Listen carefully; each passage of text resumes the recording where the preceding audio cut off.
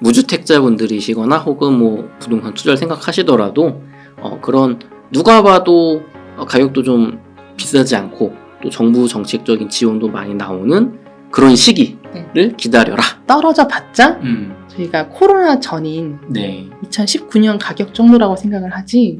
실패담을 좀 얘기를 해주셨었어요. 조금 전에. 내가 공부 열심히 했는데 2006년 8년 이때 한참 끝물에 내가 해서 어려웠다. 근데 지금은 이제 서울에 이제 내 집 마련도 하시고 굉장히 삶을 좀 즐기시면서 이렇게 행복하게 소소한 소확행을 하고 있으시다고 들었는데 어떤 방법으로 그럼 투자를 좀 해오셨고 성과를 내셨는지 좀 궁금합니다. 제가 그때 한창 다 망했을 때 막 찾아본 이 과거의 기록들이 대부분이 부자들은 IMF 때 아까 말씀드린 대로 IMF 때 헐값에 나온 걸 산 사람이구나. 이런 게 한 번만 더 온다면 나도 할 수 있지 않을까라는 생각을 했었어요. 근데 마침 그때 리먼이 터졌을 때가 내가 바로 이게 실직 상태인 직장도 없고 내가 투자한 것도 잘 안 되고 이게 바로 이때가 아닌가라는 생각이 불현듯 드는 거예요. 그때 골방에 처박혀서 내가 그동안 그렇게 열심히 공부하고 임장을 다니고 했었는데 그 모든 게 너무 거짓말처럼 멈추고 강사들이 하나둘씩 이제 잡혀가고 그런 모습을 보면서 그럼 바로 이 시기가 아닌가 하고 계속 보고 있었는데 그때 2013년 여름에 제가 4월 달에 아기를 낳았거든요. 근데 그때 6월 달에 그 취득록세가 이제 한번 인하를 해줬었는데 그게 정상화 된다고 하면서 7월부터 거래 절벽이 나기 시작한 거예요. 근데 그게 뉴스에서 대대적으로 이제 거래 절벽이 났습니다. 아무도 이제 이사를 안 하고 있다. 왜냐면 실거주자는 이사를 하려면은 이사는 반드시 해야 되잖아요. 그렇죠. 근데 정부에서는 이 사람들을 도와줘야 돼. 이사를 할 수 있게, 거주 이전 정도는 할 수 있게. 그렇기 때문에 1주택제 집을 사주면 양도세도 면제해주고 이런저런 정책이 쏟아지는 거예요. 그래서 그때 멈췄을 때 제가 7월 달에 제가 계속 찍어놓고 매일 보고 있던 아파트가 있었는데 그 아파트를 제가 최저가로 매입하면서 내 집 마련하고 그리고 남은 돈 800만 원 정도로 바로 8, 9월 달 정도에 광명에 가서 이제 그전에는 원래는 2011년도 이럴 때는 제가 경매를 또 주로 공부를 했었는데 그때는 마음이 급해서 그때는 매매가랑 전세가가 너무 똑같은 거예요. 그래서 한번 가서 사고 그 다음에는 이 전세금 올려받은 걸로만 그 다음 거 사자. 왜냐면 우리는 월 수입이 남편은 평범한 저희가 외벌이었기 때문에 그래서 무리하지 않고 대출을 늘리지 않는 방법이 뭐가 있을까 하다가 이 전세를 올려받은 금액만 재투자를 하자라고 해서 이게 한 채가 두 채가 되고 두 채가 네 채가 되고 왜냐면 2배씩 늘어나잖아요. 이 8채까지 금방 불어난 거예요. 그러다가 이제 800만 원이 굴려서 8채가 됐다가 이제 2017년도에 아까 말씀드린 대로 정권이 바뀌면서 규제가 나왔는데 엄청 처음에 약한 규제 나왔거든요. 6월 달에. 그래서 이거 보자마자 옛날에 그 기시감이 드는 거예요. 과거에 이렇게 시작했었어. 이렇게 시작했었어. 우리 그때 유행했던 게 제가 부동산 공부 막 시작했을 때 유행했던 단어가 똘똘한 한 채였거든요. 그때도 그랬군요. 근데 2017년 전에는 산에도 사람은 산다라고 하면서 자잘한 걸 여러 개 갖고 있는 사람이 위너하다. 왜 큰 걸 갖고 있어서 세금 많이 내고 팔기도 어렵게 하냐. 그래서 작은 것부터 이렇게 올라오기 시작했던 건데 제가 다행히 마치니까 인천과 부천, 광명까지 갖고 있다가 이걸 보는 순간 똘똘한 한 채가 유행할 것 같은데라고 하면서 빨리 달려가서 여름에 서울에 있는 집을 하나 얼렁 샀습니다. 사면서 이 서울에 있는 집을 사기 위해서는 이제 자잘한 것들 좀 정리해서 뭉쳐야 되는 거예요. 그래서 이게 하나씩 매도를 하다 보니까 제가 2021년 12월 정도에 다 이제 매도가 됐고요. 그래서 2021년 12월 28일 제가 서울에 있는 그 집으로 이제 무사히 입주를 하면서 그래서 800만 원을 굴려 인천에 있는 작은 17평 주공 아파트에서 이제 흑석동으로 이사 오게 되었어요. 그러면 어떻게 보면 흑석동 아파트도 2017년, 18년 이때 사신 거니까 완전 21년에 이 고점은 아닌 상태로 사놓고 나머지 것들은 중간중간 계속 이제 상승할 때마다 팔아서 이제 요 자금을 이제 무리하지 않는 선까지 이제 내 순자산을 만드신 거네요.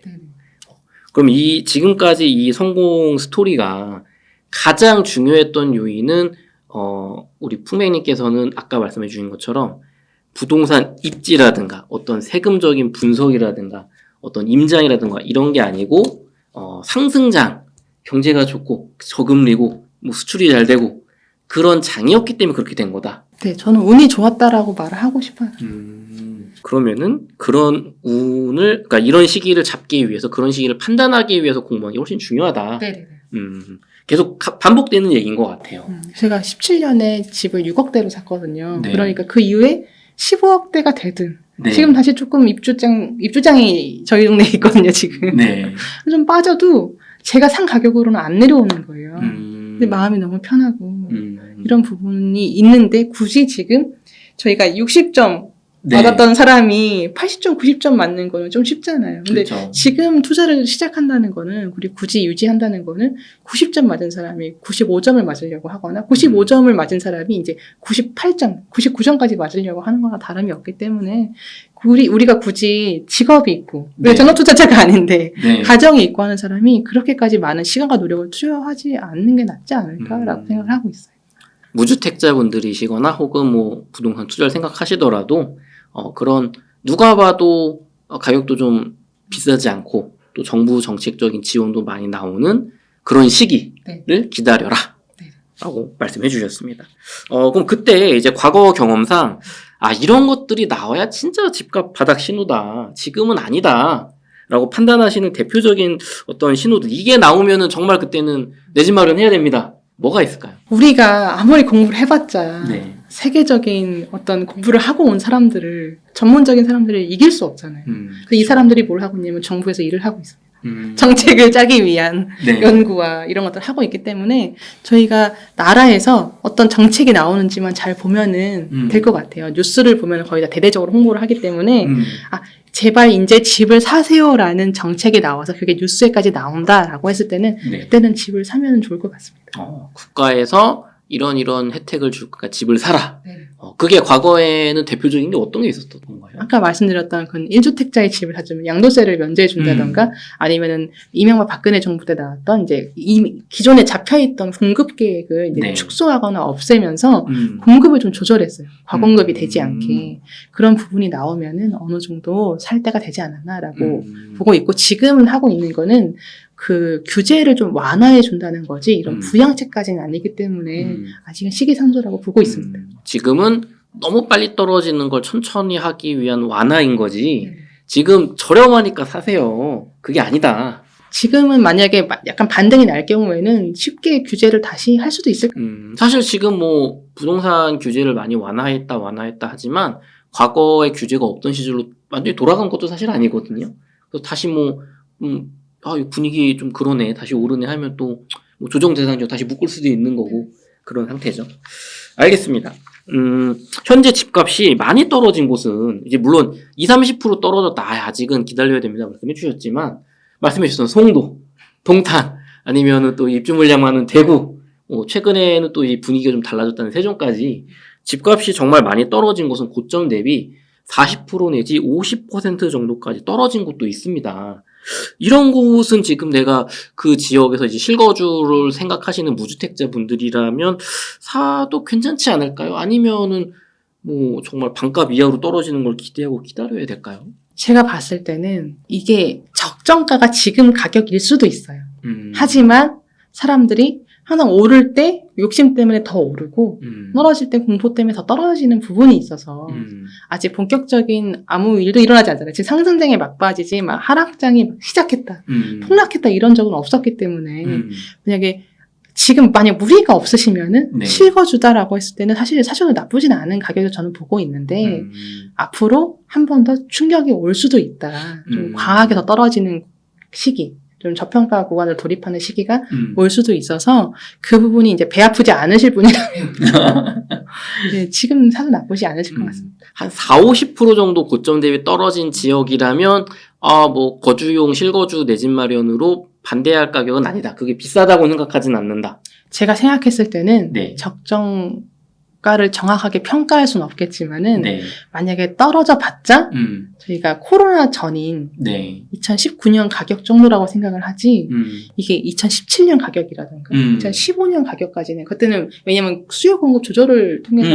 온 상승이잖아요. 수도권 같은 경우에는. 네. 그렇기 때문에 그 정도 가격까지는 떨어지지 않을 거라고 생각을 해요. 왜냐면 우리가 기본적으로 물가 상승률만큼은 올라줘야 되는데 물가 자체도 많이 올랐고 그렇죠. 과도하게 슈팅된 부분은 코로나 때 그 유동성을 막 폭풍처럼 네. 쏟아붓던 그 시기 때문이라고 생각을 해서 만약에 지금 가격이 한 19년 정도의 가격이다라고 했을 때는 나쁘지 않다고 보고 있습니다.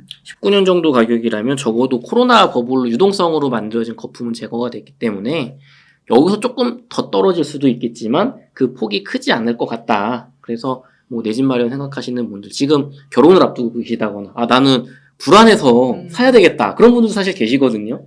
더 떨어지길 기대도 되지만 이러다가 다시 올라버리면 아직 기회를 놓칠 것 같다는 분도 사실 계세요. 그런 분들이라면 구매를 하셔도 좋다. 그러면 조금 더 딥하게 들어가 보겠습니다. 대구는 입주 물량이 많습니다. 네.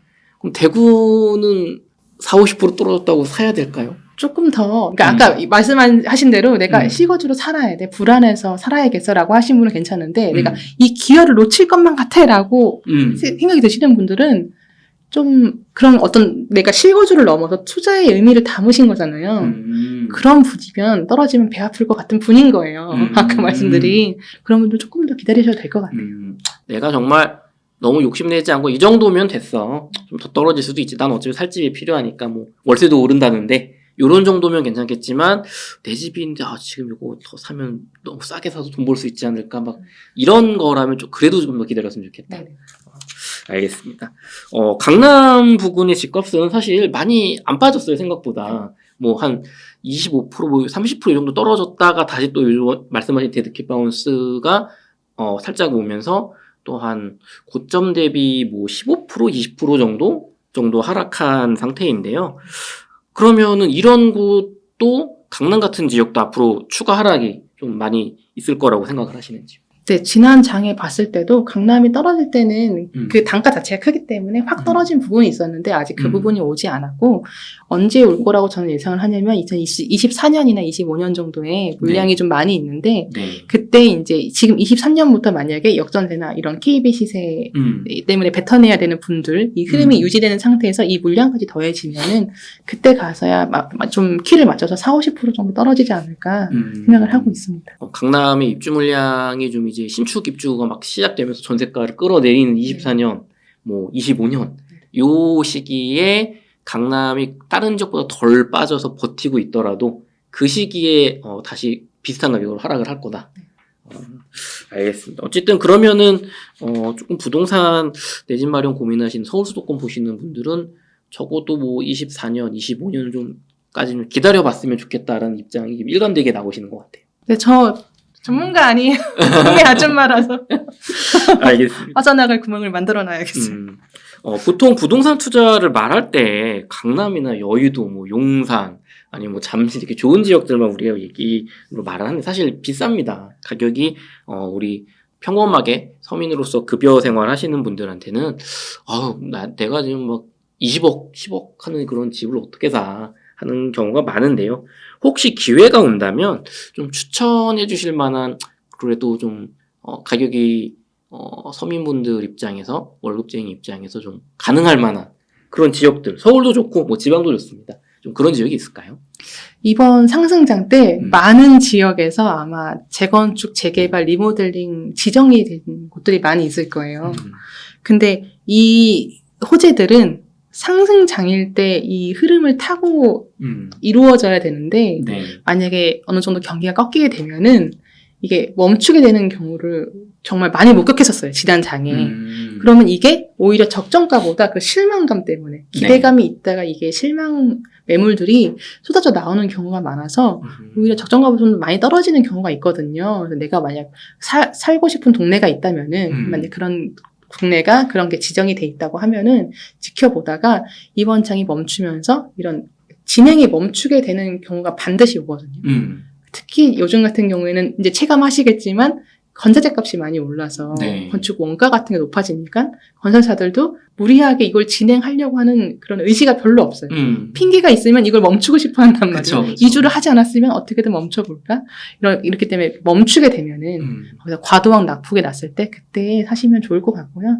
개인적으로는 저는 이제 한 1, 2년 뒤에는 예전처럼 진현장처럼 먼저 꺾였던 부산 대구를 먼저 보고 있지 않을까 하고 준비를 하고 있어요. 1, 2년 뒤에는 가격 하락도 먼저 있었고 뭐 공급 물량도 많아서 야 지금 사면 안 돼 하는 그 심리가 팽배한 부산이나 대구 쪽을 좀 1, 2년 뒤에 보면 어떨까? 저는 진짜 대구가 다시 상승할 때 너무 놀랐었어요. 저희가 처음 공부를 시작할 때는 별명이 미분양의 무덤이었거든요. 아, 네.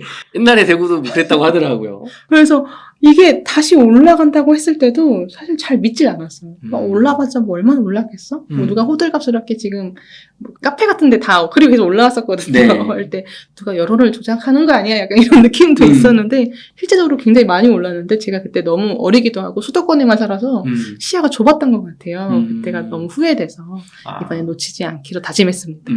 또는 투자를 내 집이 있는 상태에서 조금 무리하지 않는 선에서 지방의 어떤 광역시 대구나 부산 정도도 생각해 보셨으면 좋겠고, 특히 이제 저희가 주로 이제 다루는 내 집 마련을 부산권이나 대구권에서 좀 생각하시는 분들은 1, 2년 뒤에 놓치지 마셔라 라는 얘기. 그때가 정말 저점일 것 같다. 물량이 좀 어느 정도 해소가 돼야 될 것 같아요. 대표님, 그 대구 같은 경우는 그런 얘기 하시는 분이 계세요. 수성구는 입주 물량이 없다. 대구 수성구는 이제 올해 말에 제 자이였던 것 같기도 하고 정확히 기억은 안 나는데 그쪽의 입주 물량을 빼면은 이제 25년, 26년 신축 물량 없다. 그래서 수성구는 지금 사야 한다라고 말씀을 하시는 분이 계셨거든요. 그 의견에 대해서는 어떻게 생각하시나요? 25년, 26년에 없잖아요. 네. 그러면은 먼저 바로 가격이 오르는 게 아니라 네. 기존에 있는 미분양들이 조금씩 빠지면서 네. 물량들이 조금 소화되는 시기가 주식처럼 빠르게 올라가지 않고 부동산 항상 한 2년, 3년 걸리더라고요. 그래서 저도 아까 1, 2년 뒤에 가겠다고 말을 했던 게 네. 이런 거 좀 해소되는 게 확인되어야 될 것 같아요. 아무리 뭐 수성구에 입주 물량이 없고 여기는 뭐 기존의 주택들이 버틴다 하더라도 주변에가 워낙 미분양이 많고 가격이 하락하고 있기 때문에 결국엔 여기도 적어도 그래 떨어지는 거는 뭐 버티는 거는 그렇다고 쳐도 절대 빨리 오르지 못한다. 그러니까 굳이 지금 같은 시기에 위험하게 더 넣을 필요가 없다. 오히려 그쪽도 아까 말씀해 주신 강남처럼 주변 시대에 따라서 더 하락할 가능성이 높다. 조금 더 있다. 조금 더 있다. 조심스러운 대답을 해주셨습니다. 대표님 그 긴 시간 동안 좋은 얘기 많이 해주셨는데요. 끝으로 시청자분들에게 강조하시고 싶은 말씀, 좀 해주고 싶은 말씀 있으면 부탁드리겠습니다. 제가 오늘은 좀 돈 이야기를 많이 했는데요. 저 처음 오시는 분이 계실 것 같아서 좀 정보를 드리고 싶은 마음에 이런 이야기를 준비 많이 했는데 사실 제가 이번에는 책을 보시면은 이게 돈 이야기는 아니에요. 돈 이야기는 아니고 물론 돈에 대한 이야기가 많이 있지만 무엇보다 돈은 어떤 수단에 불과하다. 내가 살고 싶은 인생을 만들어가기 위한 수단인데 내가 살고 싶은 인생을 먼저 정하고 거기에 맞춰서 각자 정답이 없으니까 인생에는 각자 거기에 맞는 준비를 하자. 그것도 성향에 맞춰서 이런 내용을 많이 담고 있으니까 저 책 많이 사랑해 주십시오. 알겠습니다. 이렇게 해서 부자는 됐고 적당히 벌고 적당히 잘 사는 법의 저자이신 풍백 임다희님을 모시고 인터뷰를 진행해봤습니다. 긴 시간 동안 유익한 인사이트 나눠주셔서 감사합니다. 수고하셨습니다. 감사합니다.